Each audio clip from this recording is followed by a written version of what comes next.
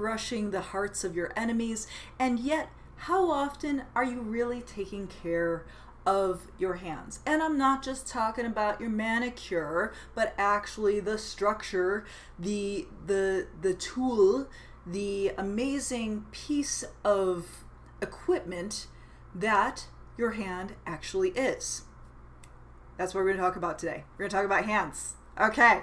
So if you have ever had wrist problems or hand problems or any kind of problems with this part of the body, listen up, because we are going to talk about how to care and maintain your hands, both the skin on your hands for those of you who do heavy weightlifting, but also if you have weak wrists, arthritis, that kind of thing, what to do both in preventative maintenance and after maybe you've recovered from carpal tunnel or some other thing. Now, just to be clear, I am not a doctor. I am not a mechanic. I am more like the friendly neighbor who can help you like change your tire, not the person who's going to fix your engine. So if there's an actual real problem, be sure to see your doctor. But as far as general maintenance goes, for your hands, for your wrists, and for your grip strength, that is what we're going to talk about. So the hand has a lot of things going on in here. Now, I would say the first thing we'll talk about is like inflammation. So if you have arthritis or inflammation in the joints of your hand, as unpleasant as it is, especially for osteoarthritis, all the experts agree movement is good.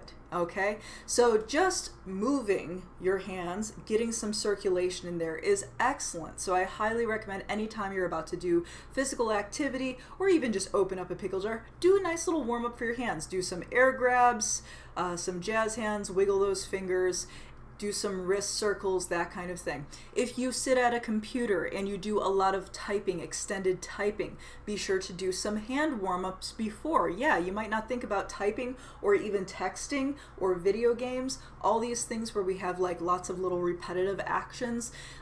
Give your hands a little warm-up, a little break in between, that kind of stuff, all right? So just moving the hands before you use the hands. Warm-ups reduce all kinds of risk of injury, all kinds of risk of damage, get circulation going to those joints so that you actually feel better while you're doing it and reduce risk of injury. So improve your performance, whether it's getting to the next level on your video game or opening that pickle jar, by doing some hand movements and physically getting some warmth and some circulation into those hands. Remember, hands, like feet, we talked about feet the other day, there's a lot of tendony stuff going on in here, lots of little bones, lots of tendons, not a whole lot of thick muscle, right? So whenever you have all that little tendony stuff, it takes a little bit longer to get some circulation to those hands. Now, nutrition will also play a role. If you are noticing that your fingers get swollen and puffy on the regular, there's probably something in your diet that is causing inflammation. So your hands can tell you a lot about what you're doing for your health right now. Are you getting too much sodium? Are you maybe eating something that you're mildly allergic to and don't even realize it? These are things that you can look at as far as, what are my hands telling me about how to take care of myself, right? So as far as like puffiness, that kind of stuff, that's a good sign to take care of your nutrition. Make sure you're well hydrated. Contrary to what seems to make sense in some aspects, if you are dehydrated, sometimes you will get swelling or water retention. Whereas if you're drinking enough water, that will help disperse that water retention in weird places like hands and feet. So we want to pay attention to nutrition. We want to get a good warm up for those hands before we do anything with them, especially long duration kind of stuff like typing, video game play, or something high intensity like opening that pickle jar. Before we get into that, do a hand warm up. Then you want to strengthen the hands. And this is where we get into wrist health. Okay, so warming up the hands will help prevent injury and that kind of stuff. Oh, cashiers and waitresses, that's another thing. Or waiters, waitresses, whatever you associate with there. Anytime we are either doing this repetitive scanning motion where we're both gripping onto something and rotating the wrist, that is going to be bad mojo. Anytime we're gripping, whether that is a weight or a can of soup, we want to make sure that when we're doing a grip, when we're doing a crushing grip, that we are not also bending the wrist, okay? If you're going to crush that grip, you want to keep that wrist straight. So for those of you who do that repetitive scan motion, try to keep the wrist straight. And this is a good reason to wear the wrist brace. I know a lot of y'all who have cashier jobs at least know somebody who's wearing that wrist brace after the fact because they've stressed out those tendons or they have carpal tunnel. Do it preventatively as a way to remind yourself during your job to not both bend the wrist and have it under tension, like holding on to something. Now, if you're doing an actual workout, don't wear a wrist brace. Focus in on creating that tension and creating that stiff wrist. But if you're doing like a work environment kind of a thing, wrist brace is a great idea. Now for wait staff, if you have a tray on your hand like this and that bent back position, that's really bad for your wrist. Unfortunately, there's not a whole lot that you can really do there. There is a press called a waiter's press where, I don't have a weight plate here, but if I had a weight plate, I'll use my journal, you would have the weight plate on the fingertips. So this way my wrist can remain relatively flat, straight wrist. But this is, not everybody has the strength for this, on a tray. And obviously if you've got a bunch of drinks and your tips on the line here, you don't want to spill that tray. So you're likely going to do one of these numbers. Some people will also rest on the shoulder, but yeah, there's really no getting around how bad this position is for your wrist. If you can get to the point to strengthen it so that you can have a straight wrist and do a more traditional waiter's carry, that's fabulous, but just be aware that that is a horrible position for the wrist. And really the only advice I have for you if you're in this position where you have to do this is, yes, do the warm-ups and wrist stretches ahead of time so that you're at least limber. Like I said, terrible position for the wrist, but you at least want to be limber for that. So make sure you do your hand warm-ups, do some wrist stretches if you have to do a wait staff kind of job that requires holding onto a large tray like that. Okay, so yes, we've covered warm-ups for computers and groceries and all that kind of stuff. Now let's get into strengthening and preventing issues in the wrist, right? So we talked about the hand. Now some of that also translates into the wrist. All of the muscles through the wrist, through the forearms, all this stuff is connected, okay? So even if you don't have a whole lot of muscle mass, you can probably give your arm a good squeeze. And do this with me now if you're watching, and just go ahead and like flex one finger at a time and you will feel your forearm move. All of the muscles in there are connected. So in addition to doing hand and wrist strengthening for your for the health of your hands, you're also going to get very sexy forearms, which is lovely. So we're going to be working on our forearm shape and also the wrist fortification. Okay, so for actual exercise, for strengthening the grip, for strengthening the wrist, these are great. These grippers, yeah, or the stress balls, have one of these at your desk, okay? And this is something that you can do every day. Again, you do want to do some warm-ups, air grabs, wrist circles, actually warm up the hand, get some circulation to it, and maybe some of those wrist stretches. Now, when you're doing a wrist stretch, remember, we don't want to be active muscles in this position. This is a passive position. And anytime our wrist is straight, then we can do an active position. So as you crush your grippers, active position, straight wrist. We would never crush the grippers with a bent wrist, right? If you don't have grippers, if you don't have a stress ball, that's fine. You can use anything that you can wrap your grip around and use static time under tension. So just crushing this like you're trying to explode the can in your hand is a wonderful way to work on your grip. And you can time yourself for this. You can do 20 seconds, 30 seconds at a time, whatever you can manage, and you can crush the grip either with the thumb wrapped or with the thumb unwrapped, whichever one feels better to you. You're still going to be working that grip, working those forearms, and fortifying the wrist. For people who have very weak wrists, you may notice that you have like a little bit of a concave part right here, and that will fill out slightly as the muscles actually and the tendons actually thicken in the wrist. Now, it's not going to give you like a fat wrist. You're not going to like have trouble getting your bracelets on or anything like that. It's not going to change the bone structure, but you will get a little bit of thickening. I know this from personal experience and working with other people. I used to have like sort of a dip right here, and also my forearm used to be very kind of tube shaped, like the same thickness from the wrist to the elbow. And if you do a lot of grip work, you will get sort of a tapered thing happening here and some muscles through the forearm. If you don't want that, just don't do real high volume heavy reps. Just do the time under tension. So it's the same rules as we would for strength training. We've talked about reps and sets for strength training on other lives, where we were talking about, okay, in general, fewer than 10 for strength, really heavy, 8 to 12 for hypertrophy, that is muscle size, shape, and toning, and 15 or more for endurance. So if you're trying to avoid getting a thicker forearm, just kind of avoid that 8 to 12 to failure range. Like, in other words, if I'm holding this for time rather than for reps, I would count out up until I just barely start feeling the burn, and then I would release before going to failure. If I was going for more forearms, more muscle thickness, I would squeeze this thing until I literally couldn't squeeze it anymore.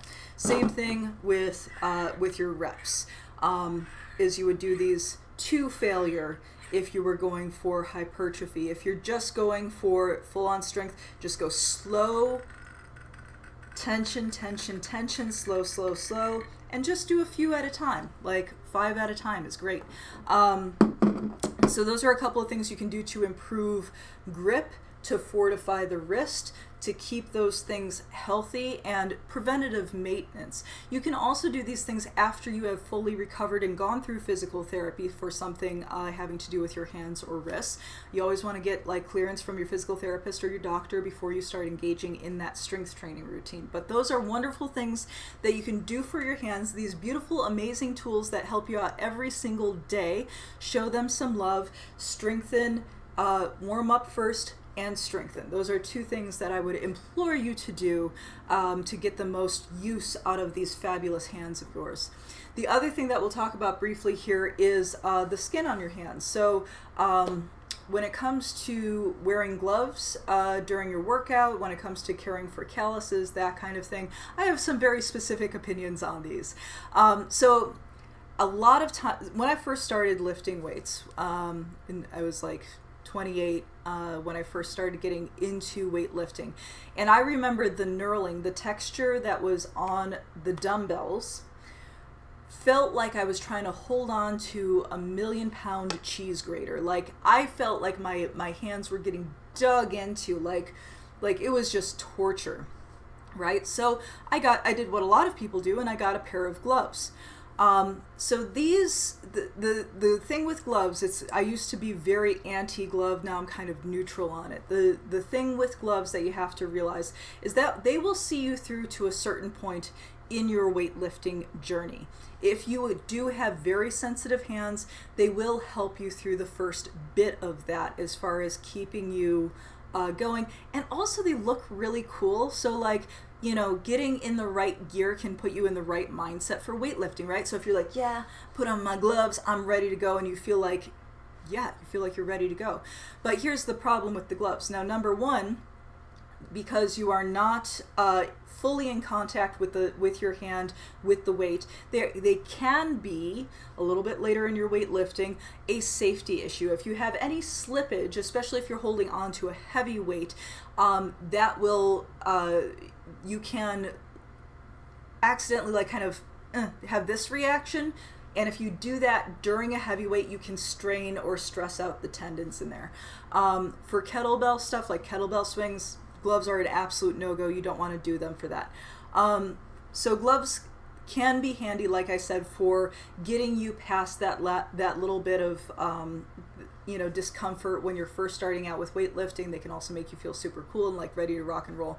The other thing with gloves is many of them have a bit of a wrist support. Do not use the wrist support, okay? If your hand and your wrist is not strong enough to hold the weight with a straight wrist, if you have a tendency to bend while you're lifting, you want to strengthen that. You want to maybe go lighter in weight and get a weight that you can actually keep that nice straight line with the grip. And oftentimes the gloves that have the Velcro around them, they give you support, and it's basically like weightlifting with a cast on or a brace on. Like it's defeating its own purpose, right? So just keep that in mind with gloves. And after a while of wearing the gloves, I will be honest with you, even though I'm very, I went through a phase of being very anti-glove later, going through a phase with the gloves did help me get over my initial fear of like, oh my gosh, this hurts so much, this is hurting my hands. And my hands did toughen up just a little bit, even through use of the gloves, to the point where I was able to start lifting without them. So you do want to get to the point where you are lifting without gloves. Which brings us to the second part of this, which is the skin care of the hands. Now, there are some circles of weightlifting, CrossFit, that will proudly show off their built up, gnarly calluses, be like, oh man, look, I'm so tough, I've got these big calluses, and then they ultimately will do something to rip those calluses, and then show that off again, like, oh yeah, I'm so hardcore, I ripped my calluses. I'm like, no buddy, you just made it so that you can't lift for a week now. Or more. That skin takes a while to grow back.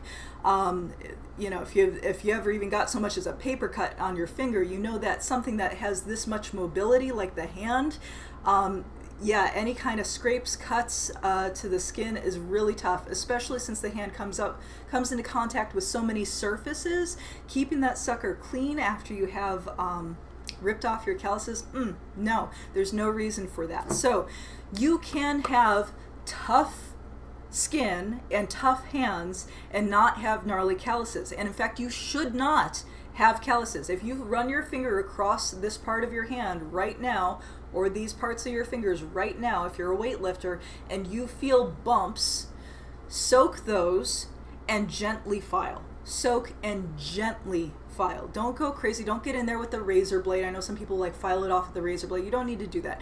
Take a moment. Give yourself a nice manicure. Actually soak those hands until everything gets like, white and wrinkly and all that kind of stuff, the excess skin on there. And then go in with like a pumice stone or, a nail file, some kind of light thing, and just work at it a little bit. And then you're going to have to wait a few days, and then you do it again. And you keep doing that until it's smooth. So I've got, believe it or not, pretty tough hands. It's kind of my superpower. My teenager is very impressed with me when I can like take hot stuff out of the oven without a mitt and whatnot, because I do have pretty tough hands. I'm not bothered by textures and stuff like that anymore. It's not, and I don't need real thick calluses to deal with that. Okay, I just don't, and neither do you. You don't have to have thick, rough, gnarly hands to be able to lift heavy weights and to be able to hold on to that knurling, but you do have to take care of your hands. Don't let those calluses build up. Keep them smooth. You don't want to file off all of the skin, right? You want to keep the thickness there, but you want to keep it smooth, and moisturize and all that good stuff.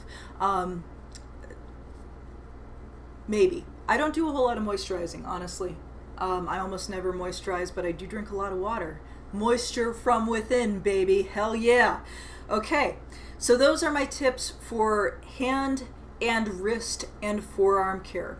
Always do some kind of a hand warm-up before doing typing, video games, waiting tables, going and scanning a bunch of things at the grocery store.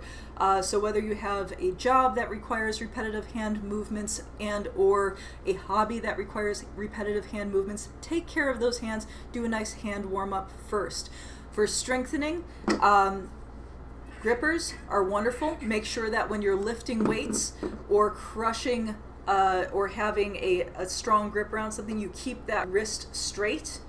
Okay, so straight wrist when you're under tension. Straight wrist when you're under tension. That is super important. Straight wrist when you're under tension. Okay, and then what was the other thing? Oh yeah, take care of those calluses. Cool.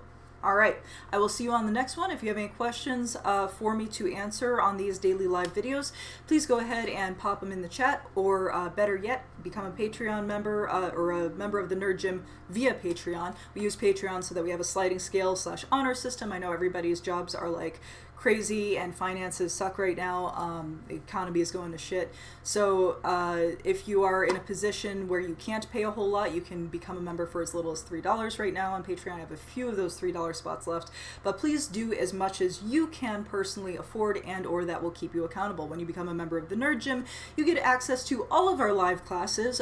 We have over 70 class times to choose from per month. We got morning, afternoon, evening classes. Our classes go over cardio, strength, flexibility, nutrition. We have custom meal plans. I will help you out from A to Z with whatever you need help with to feel your strongest, best self. So so hop on in. If you're not sure if it's right for you, we can do a free one-on-one video consultation first. My link to my schedule, my personal schedule, is right in the description. So if you go to www.nerdgym.com, that will take you to our Patreon page. Look in the descriptions of the different membership levels, and you can either go ahead and select a membership level and sign up right then, or if you're unsure, go ahead and click on my schedule link that is right in the description of every membership level, and you can talk to me directly on a Zoom call, and we can hash out what would be best for your goals.